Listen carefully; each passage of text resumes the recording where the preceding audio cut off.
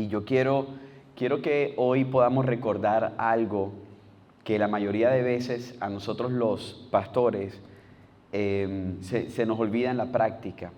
Y yo creo que es una de las doctrinas más esenciales para nosotros y para la iglesia. Hace un tiempo atrás yo tuve la oportunidad, perdón, de poder servir en una iglesia americana en Orlando, en la Florida. Y ahí estuve más o menos como 3 años. Años 2005, 2006, 2007. Y con nosotros había un pastor que había nacido en Egipto y su papá todavía estaba haciendo un ministerio en ese país. Y cada vez que llegaba, mi corazón palpitaba y se llenaba de mucho gozo porque él llegaba con este testimonio a la iglesia. Él decía que ellos estaban reunidos y en la ciudad donde ellos estaban haciendo el ministerio, los cristianos estaban siendo perseguidos. Y a ellos les tocaba, ellos hicieron una catacumba, un hueco, un hoyo, en la sala de la casa donde el pastor estaba y tapaban la entrada con unas cortinas, con algunos trapos que tiraban en el piso, con algunas mesas. Y lo increíble, mis hermanos, es que los domingos ellos escucharon varias veces este sonido. Personas que llegaban tocando y la primera reacción era pensar que era la policía la que venía o algún tipo de autoridad porque se habían dado cuenta que ellos se estaban reuniendo ilegalmente, ¿verdad?, en ese país. Y lo que pasa es que llegaban musulmanes a la puerta y lo único que decían era, en su lengua, Cristo. Cristo. Llegaban guiados por el Espíritu Santo y decían, Cristo. Y ellos no sabían quién era, nunca lo habían estudiado, no sabían por qué estaban allí, pero ellos hacían con la mano, Cristo. Y ya las personas que estaban en esa casa sabían que lo que el Espíritu Santo estaba haciendo era que estaba haciendo la labor de salvar a personas aún sin que el ser humano interviniera en primer lugar. Es sorprendente, mis hermanos, cómo a nosotros se nos olvida, siendo pastores, que Dios es soberano en la salvación. Que de Dios es el pueblo, no de nosotros. Que Él, por lo menos en esos países, cuando Él quiere salvar a alguien, Él lo va a hacer. Él lo va a hacer. Esta gente no llegaba y hacía campañas evangelísticas afuera como lo hacemos quizás en Colombia o en Sudamérica. Ellos sencillamente estaban esperando en la casa y ya sabían que tarde o temprano el Espíritu Santo iba a traer a personas que ellos no habían evangelizado en primer lugar, sino que el Espíritu Santo los iba a mover, iba a tocar sus corazones e iba a mover a estos hombres y mujeres a esa casa y solamente iban a decir con la mano levantada, Cristo. Cristo. Entonces ellos lo tomaban de la mano, alzaban el trapo, la cortina, lo que fuera que habían echado en el piso para ocultar el orificio, para ir a la iglesia, a la catacumba, y allí le predicaban el evangelio. Mi hermano, esto es hermoso y a nosotros no se nos debe olvidar eso. Cada vez que entra alguien a la iglesia donde nosotros tenemos la oportunidad de pastorear, no es tu predicación el que los atrae, no es nuestra elocuencia el que atrae a las personas, no es nuestras obras sociales las que atraen a las personas. No es nuestra doctrina, no es nuestra confesión, no es a lo que nosotros hemos estudiado, no es nuestra maestría o doctorado. Es el Espíritu Santo. Es Él, mi hermano. Y tú y yo debemos recordarnos todos los días que la obra de salvación en nosotros y en las personas es por causa de que Él ha comenzado una labor que ni tú ni yo podemos hacer. No lo podemos hacer. Y eso hace y causa que nosotros descansemos en la soberanía de Dios en la salvación. Eso causa que nosotros nos pongamos a predicar la palabra del Señor, no confiados en nuestra elocuencia y no confiados en lo que nosotros hemos estudiado. Sí que tenemos que estudiar, sí que el Señor nos usa siendo elocuentes, sí que tenemos que saber el Evangelio, pero mi hermano, solamente diciendo una frase alguien se puede convertir. No necesita 45 minutos de enseñanza. Miren, yo pude verlo en mi casa. Ojo, yo no estoy desmeritando la iglesia. Yo soy pastor de iglesia, amo la iglesia. Y en la cuarta enseñanza vamos a levantar a la iglesia porque es hermosa. Es el único método que el Señor creó para la extensión de su reino. Yo lo que estoy intentando hacer es que nosotros debemos descansar en la obra soberana del Espíritu Santo en la salvación, en medio de nuestra responsabilidad. Hermanos, yo tengo 2 hijas. Una de ellas tiene ahorita va a cumplir 18 años, está ya en la universidad.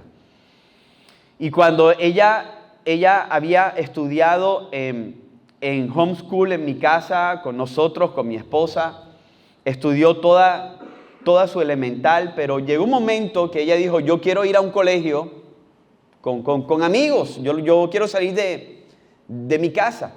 Y nosotros la metimos en un colegio cristiano y resulta que allá había un niño que se enamoró de mi hija de 11 años, de 12 años. ¿Ustedes se pueden imaginar eso? Entonces yo era preocupado, yo miraba al tipo mal, yo llegaba en el carro, porque el niño se acercaba al carro y me tocaba la ventana y decía, señor Rubén, pastor, mira, aquí le traigo a su hija. Y mi sangre hervía cuando yo escuchaba eso. ¿Cómo así que tú me estás trayendo a mi hija del colegio? O sea, de la puerta del colegio al carro. Pero ella tuvo, nunca había pasado esto con mi hija, nunca.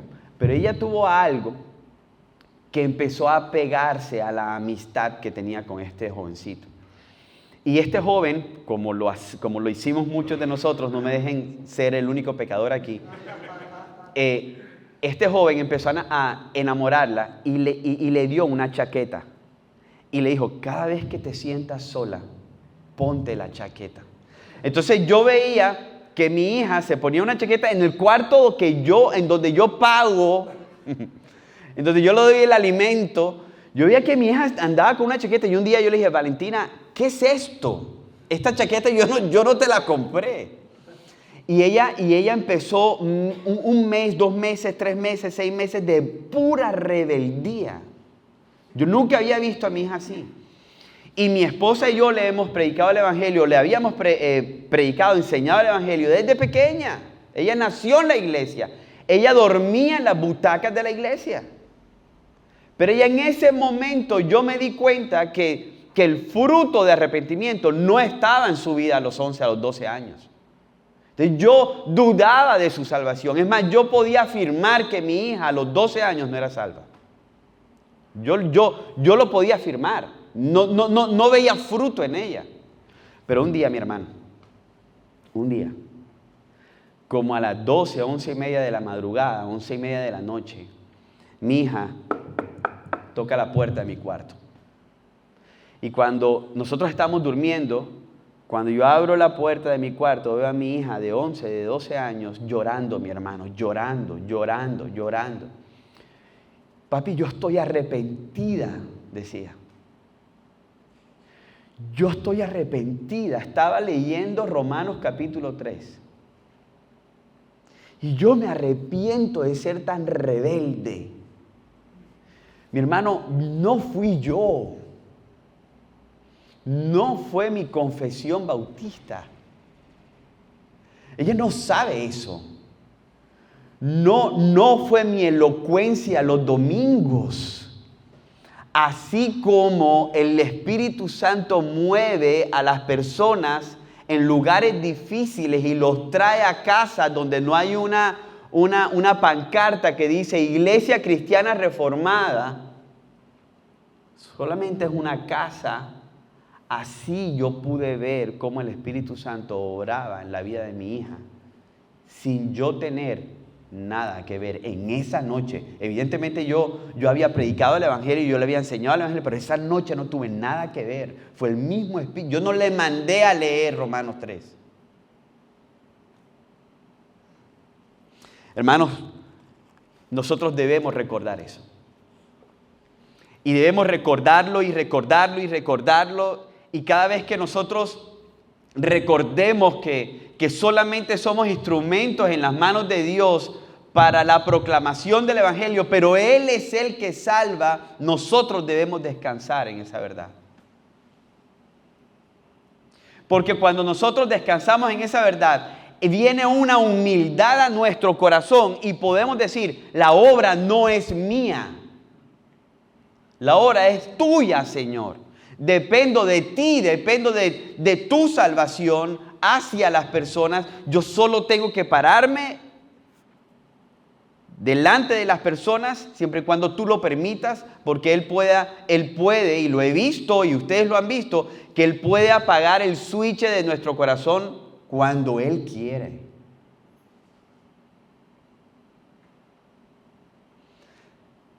Entonces, mis hermanos, yo veo esa soberanía de Dios en la salvación implantada en las cartas de Pablo, desde Génesis.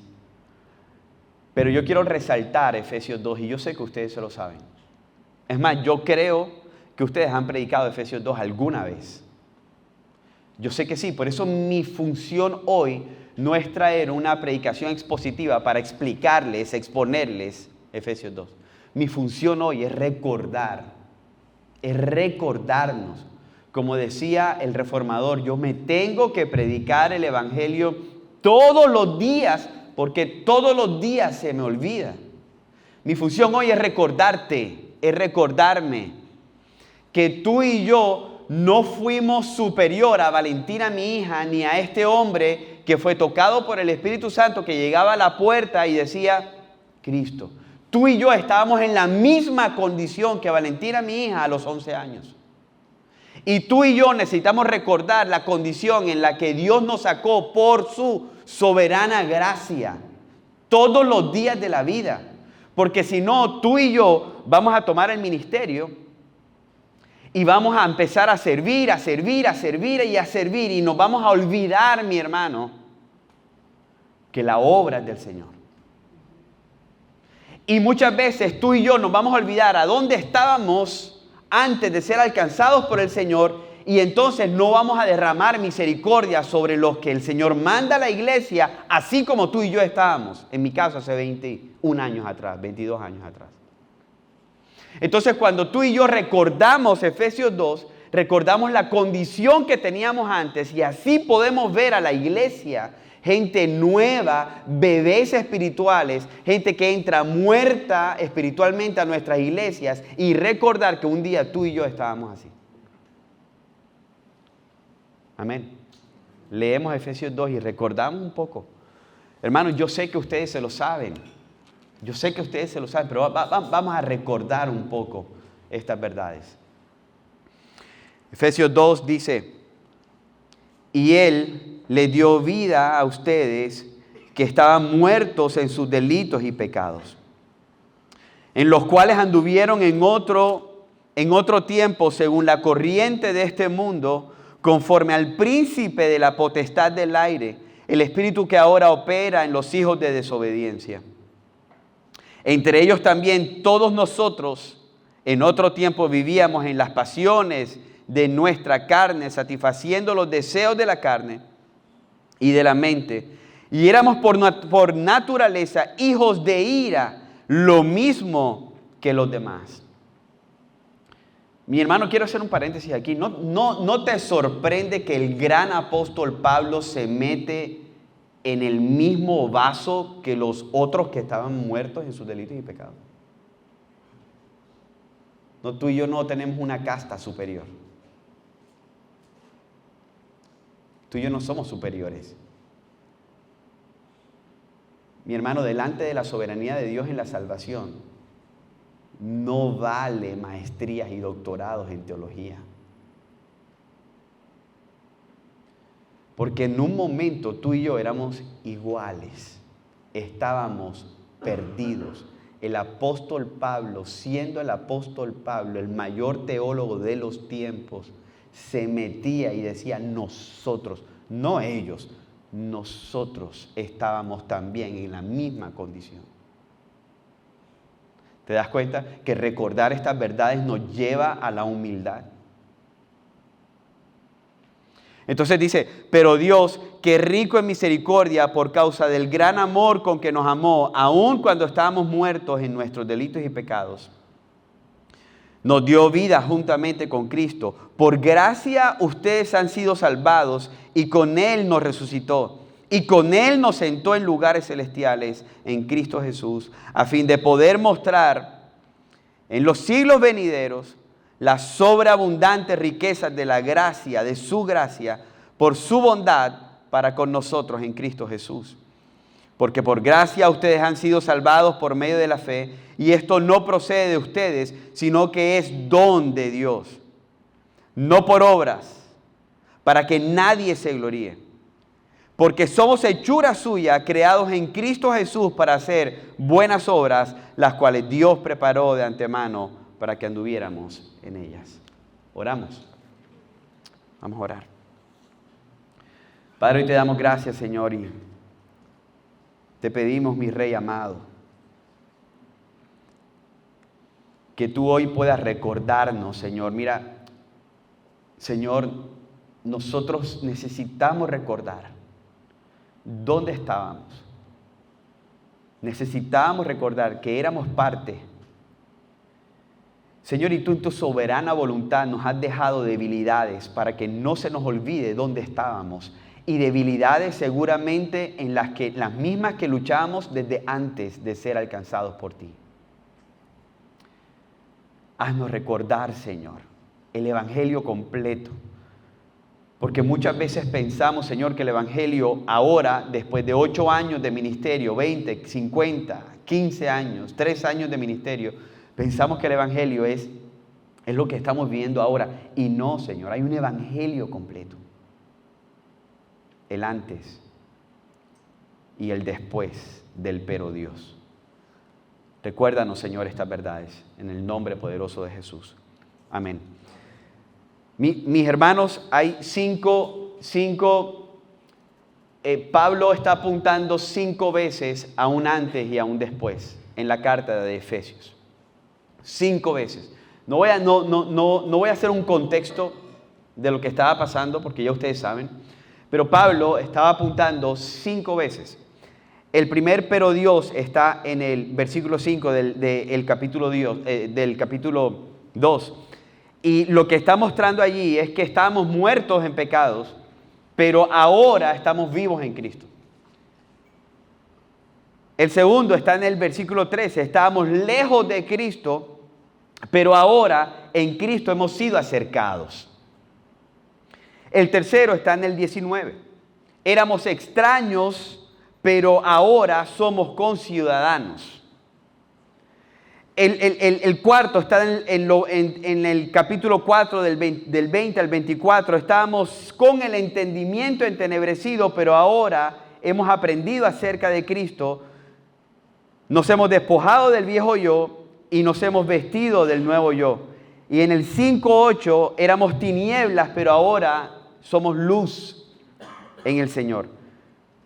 Mi hermano, hemos sido llevados de muerte a vida por la gracia mediante la fe en Cristo. Y tú y yo debemos recordarnos eso. Amados, en su asombrosa gracia, amor, misericordia y bondad, Dios nos dio vida en Cristo. Él nos dio vida en Cristo.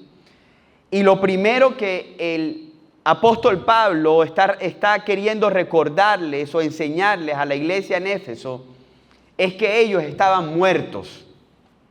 Muertos. Mi hermano, yo aquí en Uruguay, ahorita pasamos por un parque donde están enterrados los difuntos. Y si yo hoy pudiera resucitar a Charles Spurgeon y llevarlo a ese lugar y predicarle la mejor predicación, esos hombres o mujeres no se van a levantar. Porque están muertos. Yo sé que como aquí todos son pastores, o la mayoría, nosotros hemos tenido que celebrar funerales. El funeral más fuerte que yo pude celebrar fue el de mi abuela. Porque vi a mi mamá, porque fue fuerte por la condición en la que estaba mi mamá. Vi a mi mamá llegar al ataúd. En Colombia se deja un vidrio para poderlo ver por última vez. Y mi mamá lloraba y gritaba, mamá, mami, quiero escuchar tu voz otra vez. Quiero escucharte hablar otra vez. Y ella llorando, y yo me le ponía atrás a mi mamá abrazándola. Y ella llorando le gritaba a mi abuela, permíteme ver tus ojos otra vez. Permíteme escuchar tu voz otra vez. Porque mi mamá vive en Estados Unidos y no pudo estar ahí en el momento donde mi abuela estaba enferma. No pudo llegar. Permíteme ver tus ojos otra vez.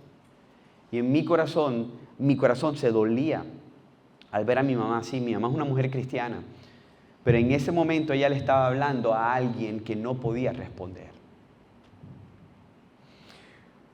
Mi hermano, y tú y yo estábamos totalmente excluidos de la vida de Dios. No era que estábamos casi muertos, era que estábamos totalmente muertos. Tú y yo éramos como mi abuela Gladys. Allí, en ese ataúd, no podíamos escuchar, algo tenía que pasar. Seguíamos al mundo, seguíamos a Satanás, éramos incapaces de salvarnos a nosotros mismos. Romanos 3 dice eso. Y aquí Pablo está apuntando a dos cosas, a que estábamos depravados totalmente y a que estábamos incapacitados totalmente. Depravados totalmente, incapacitados totalmente, no podíamos hacer absolutamente nada para salvarnos. Nada.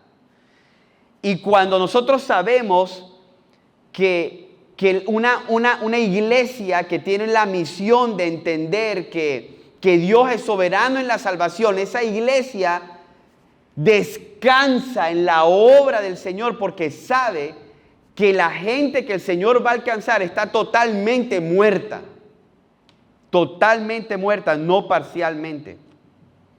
Y que no solamente eso, sino que merecen la condenación de Dios por estar muertos en sus delitos y pecados. Pero como ustedes saben, y seguramente lo han escuchado, pero que se los quiero recordar, versículo 1 y 3, está la condición de nosotros y fue puesta en Efesios capítulo 2. No solamente quedó como una tradición oral, sino que fue escrita allí. ¿Por qué? No solamente para que tú la enseñaras, sino para que tú lo recordaras. Por eso está escrito allí. Pero como somos pastores, regularmente vemos las palabras de este libro para enseñar y no para recordarnos a nosotros mismos. Pero eso está escrito allí para que tú y yo nos recordemos cada vez que lo leemos. Pero también está escrito esas dos palabras hermosas del versículo 4 que dice, pero Dios. ¿Cuánto le dan gracias al Señor por ese pero Dios? Mi hermano, yo un día le dije a mi papá, yo no quiero ser nunca como tú. Nunca. Y a los 17 años era como él. Agresivo, borracho. Era como él. Y yo nunca pensé en mi vida que este pero Dios se fuera a hacer realidad. Ni en mi vida, ni en la vida de mi hija. Ni nunca hubiera pensado que Dios actuara de esa manera en Egipto. Pero hay un pero Dios. Porque la obra es de Dios, no tuya y mía. Descansemos, mi hermano. Yo le doy gracias a Dios que ahí no dice, pero Rubén. Gloria a Dios. Ese peso tú y yo no lo podemos sostener. ¿Tú sabes qué es sostener la salvación de las personas que el Señor trae a la iglesia? Mi hermano, eso es una carga que un pastor no puede, no puede llevar. Por eso es que dice, pero Dios, no es tu carga, es la de Dios. Siempre la ha sido. Dice, pero Dios que es tan rico en misericordia. Y ustedes se saben esto. Pero Dios muestra su carácter de misericordia y amor rescatándonos por medio de Cristo cuando estábamos espiritualmente muertos. Pablo llama nuestra atención sobre la profundidad de nuestra depravación. Mi hermano, pero Dios, ustedes quizás lo han escuchado, esta ilustración, es como esa tela negra, versículo 1 al 3. Pero de repente algo aparece que no estaba antes y aparece un diamante. El mejor es ese diamante azul por el cual han matado a muchas personas. El diamante que más brilla. Pero detrás hay una tela negra. Y ese diamante que más brilla delante de la tela negra es la gracia de nuestro Señor Jesucristo. Pero brilla porque está detrás de ese diamante hay una tela negra, percudida, arruinada, depravada, totalmente incapacitada. Eso es lo que significa el pero Dios. Miren, es hermoso porque a muchos les da rabia entender que no está en nuestras manos, sino que es obra del Señor. Hace un tiempo atrás a George Whitefield, él estaba predicando sobre Juan 3, y Juan 3 ustedes se lo saben, Juan 3 es soberanía de Dios en la salvación, ¿verdad? No es por voluntad humana, sino por sangre y por el Espíritu. Y él estaba predicando y se le acerca un hombre, un mendigo, y le dijo, se lo quedó mirando. Ustedes saben que por medio de su predicación el Espíritu Santo hizo un avivamiento en el lugar donde él vivía. Y vino y se lo quedó mirando y le dijo, vine a escucharte con mi bolsillo lleno de piedras para romperte la cabeza, le dijo el mendigo. Vine a escucharte, George Whitefield, con el bolsillo lleno de piedras para romperte la cabeza. Pero miren cómo termina. Pero tu sermón por medio del Espíritu Santo me superó y me rompió el corazón. ¡Wow! Mi hermano, yo sé que Dios usa nuestra predicación, la locura de la predicación para traer salvación. Pero explícame lo que pasó o lo que está pasando en Egipto. Hay una obra primaria que el Espíritu Santo hace antes de que tú y yo prediquemos. Y ustedes se la saben. Es la hora de la regeneración, lo hace antes de que tú y yo prediquemos. Antes. El Espíritu Santo está allí obrando en los corazones muertos y soplando el zoe, aliento de vida. Y gracias a Dios, aunque yo me cepille la boca 20,000 veces, jamás voy a tener ese aliento de vida. Es Él, solamente Él. Y tenemos unos regalos bellos que esa gracia trae en nuestra vida. Y ya voy terminando. Y ayer lo dije, los grandes predicadores dicen 4 veces, ya voy terminando. Pero como yo no soy un gran predicador, voy a decir solamente 2. Él de pronto dice 4 ahorita. 3. Hay unos regalos que trae la gracia de Dios. Y aquí están. En el versículo 5 dice que Dios nos dio vida juntamente con Cristo. Qué hermoso, ¿verdad? Porque miren, escuchen esto. Y lo he pensado y meditado muchas veces. El Señor nos hubiera salvado en la cruz del Calvario sin atraernos a Él, solamente salvarnos y encontrarnos en el cielo. Pero Él no se quedó allí. Él hizo algo más. Él no solamente nos salvó, sino que nos unió. Dios versículo 6, Dios nos resucitó con Cristo. 6b, Dios nos sentó con Cristo en lugares celestiales. 7, Dios nos dispensará gracia por siempre y para siempre en Cristo.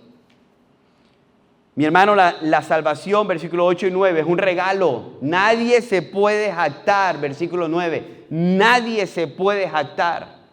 ¿Cómo te vas a jactar de algo que tú no haces? Yo me imagino, mira, métanse en la película. Imagínense que ustedes son los pastores de la casa allá en Egipto y ustedes escuchan un... Tú abres la puerta, ¿cuál es tu reacción? Por mi predicación él vino. No ha escuchado predicarte, mi hermano. ¿Cuál es tu reacción? Señor, gracias por tu obra.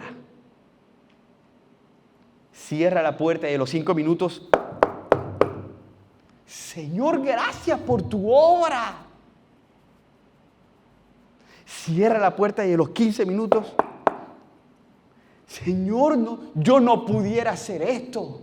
Yo lo puedo hacer una vez y enseguida que vengan estas personas y me maten una vez, 2 veces, 15 años. Pero mi vida se va a acabar. Pero tú vas a seguir moviendo los corazones para Cristo. Muertos en delitos y pecados, vivos con Cristo por su gracia. Hijos de la desobediencia, ahora sentados junto a Cristo por su gracia. Éramos hijos de ira, ahora receptores de la gracia abundante. Éramos hijos de ira, ahora receptores de abundante misericordia. Éramos hijos de ira, ahora receptores de un gran amor. Éramos hijos de ira, ahora receptores de su eterna bondad. Mi hermano, y esto no es tan de nosotros, que cuando dice en el versículo 9, 10, dice que es por fe y no por obras, para que nadie se gloríe. Dice que entonces la fe es un ¿qué? Recuérdenme, ustedes se lo saben. Es un don. Es decir, tú y yo no parimos fe. Hermano, aquí es donde tú te das cuenta y yo me doy cuenta que la salvación de pe a pa es del Señor. Y si hoy Dios permitió, porque escucha, Dios no solamente atrae a personas a la iglesia, Dios mueve nuestros corazones. Y mi hermano, quiero que recordemos esto. Y si yo estoy aquí en Uruguay y ustedes aquí, juntamente con nosotros, fue el Espíritu Santo quien los trajo y quiso recordarles esto. Ahora, la función es tú preguntarte, ¿por qué, Señor? ¿Por qué quieres que yo recuerde? Y quiero terminar, segunda, con que ustedes saben que muchos de los reformadores dijeron esta frase: solo la fe justifica, pero la fe que justifica nunca puede estar sola. Solo la fe justifica, pero la fe que justifica no puede estar nunca sola. Y yo creo fielmente, mi hermano, que cuando aquí su palabra dice que Él nos dio las obras porque Él las había preparado de antemano, yo me puse a buscar en el original cuál era el significado de la palabra obra. Y el significado de la palabra obra en el griego viene de la palabra poema. Y la palabra poema significa poema. Ustedes quizás sabían esto. La palabra poema significa poema. Ahora, Dios ha preparado obras en anticipado para que nosotros andemos con ellas. ¿Cuáles obras? Hay un poema, ahí sí, hay un poema en nuestra boca que nosotros debemos cantar todos los domingos cuando nos reunimos con la iglesia. ¿Cuál es ese poema? Mi hermano, yo creo que el título de ese poema es Pecadores salvados por la gracia soberana de Dios, y nuestras congregaciones o las congregaciones del Señor que nos ha permitido tener y servirles deben escuchar todos los domingos el gran poema, y es Pecadores salvados por la gracia del Señor. Y para eso Él usa la iglesia. Y ahorita voy a enseñar sobre eso. ¿Será que nos podemos poner en pie, por favor?